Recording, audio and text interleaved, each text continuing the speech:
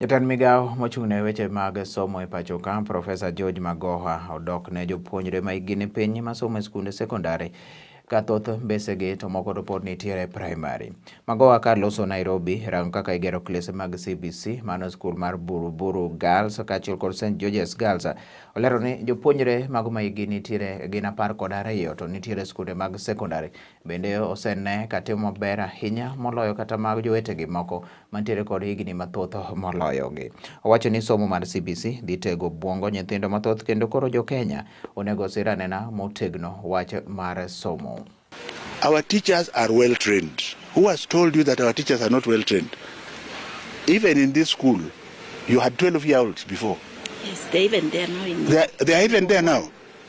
So all this noise is like in Kenya, everything that this government is doing is supposed to be wrong. This government is going, there's another one. Why do you want to put it on the children? Why? Because, you know, then the other one is also coming. So I totally, and I'm a doctor, I can tell you that the difference between a 12 and 14-year-old is not that serious. They even behave better. If it is a mixed boy and girl school, maybe you can argue. But I've told you, the president is always so keen on those 12-year-olds, and they have always performed extremely well. So go and tell the people who are making noise that they should give us a chance and see. My cup is always half full, not half empty.